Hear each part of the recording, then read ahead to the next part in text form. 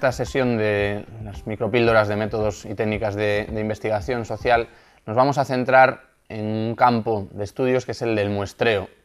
El muestreo es una fase imprescindible de cualquier proceso de investigación social y en lo que consiste básicamente es en el traslado de la evolución desde la población, es decir, el conjunto de individuos que estamos analizando, a la muestra, que es un subconjunto, un pequeño grupo, que es el que utilizamos para extraer conclusiones válidas para el conjunto de la población. En ese sentido, nos vamos a encontrar con dos grandes opciones estratégicas de muestreo. Por un lado estarán las técnicas, los enfoques cuantitativos que se construyen en base al muestreo estadístico, que lo que permiten, lo que persiguen es que la muestra sea estadísticamente representativa de la población. Y en otro vídeo posterior trabajaremos las técnicas de muestreo en la investigación cualitativa, que no persiguen esa representatividad estadística, sino que persiguen una representatividad de tipo estructural.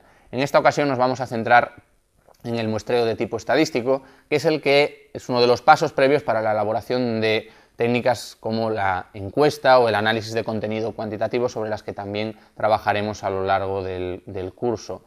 ¿En qué situación? ¿Cuál es el punto de partida?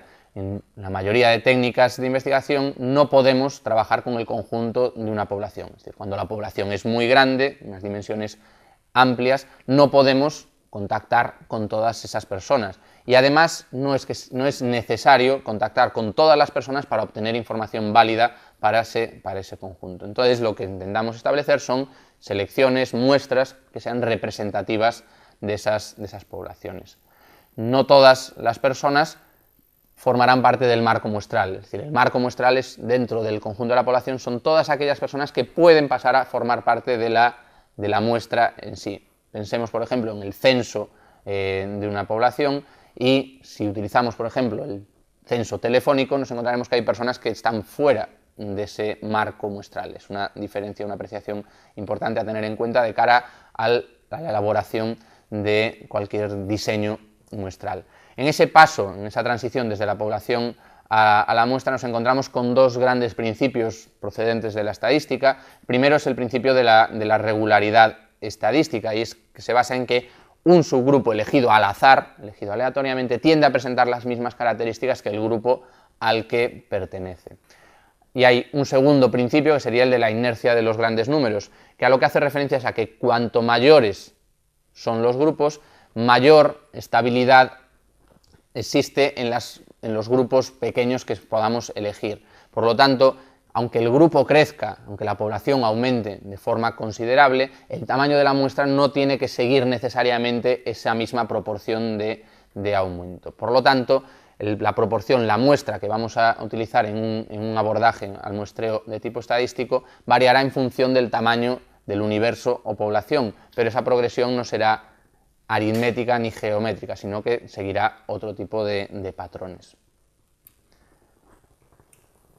¿El muestreo de qué depende? Depende al menos de 4 puntos que debemos de tomar en consideración. El primero de ellos, a la hora de leer los datos de una encuesta, sería el margen de error.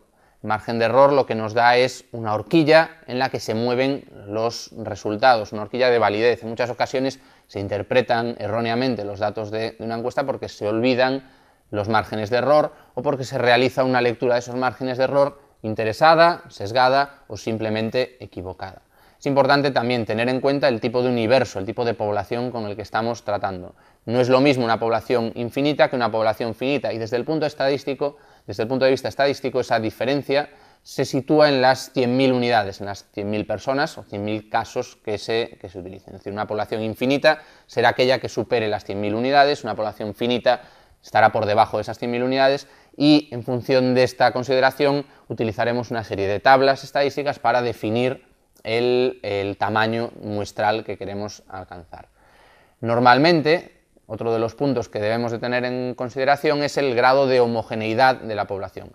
En la mayoría de casos, las encuestas trabajan con el supuesto de máxima heterogeneidad, que es P igual a Q. La probabilidad de formar parte de la muestra y de no formar parte de la muestra es la misma. Ese supuesto de máxima heterogeneidad es el ideal, es la aspiración de la mayoría de los trabajos que se realizan con sondeos de opinión, con encuestas y trabajos similares.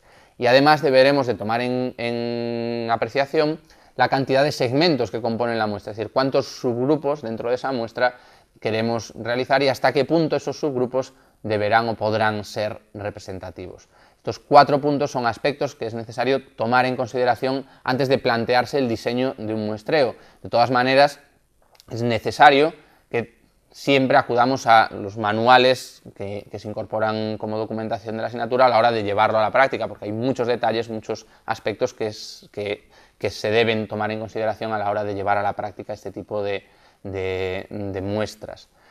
Un campo importante de distinción es el que tiene que ver con las muestras probabilísticas y las muestras no probabilísticas. Las muestras probabilísticas lo que garantizan es la extrapolación de los resultados, ya que nos dan un marco más fiable, es decir, se construyen de acuerdo a una serie de reglas matemáticas y lo que garantizan es que todos los sujetos, las unidades, tienen las mismas probabilidades de entrar dentro de estas muestras. Estos tipos de muestreos no son los únicos que existen. En ocasiones no podemos, por cuestiones materiales, por tiempo, por recursos, no podemos acceder a la realización de muestras probabilísticas y tenemos otro tipo de muestras que son no probabilísticas, que obviamente suponen un ahorro económico, pero también implican una merma en la calidad desde el punto de vista estadístico de la investigación. Entonces, en el momento de realizar una investigación deberemos tomar en consideración los recursos a los que disponemos, tiempo, dinero, presupuesto, equipo de investigación, para decidir si podemos optar por una muestra probabilística o si con una muestra no probabilística sólidamente elaborada podemos obtener unos resultados que puedan ser interesantes. De hecho, pues las muestras no probabilísticas se utilizan en muchas ocasiones como investigaciones preliminares para posteriormente abarcar otro tipo de trabajos. Dentro de cada una de estas muestras tenemos diferentes tipos de estrategias de muestreo. En este vídeo no vamos a entrar en el detalle de cada uno de los tipos de muestreo, pero sí que es interesante que destaquemos que las muestras probabilísticas se centran en la aleatoriedad, en el hecho de que el sorteo, la elección se realiza al azar. Dentro de este azar podemos encontrar diferentes criterios y diferentes, desde un sorteo totalmente puro a sorteos que lo que hacen es marcar estratos para cubrir una serie de cuotas dentro de la muestra que deseamos elaborar.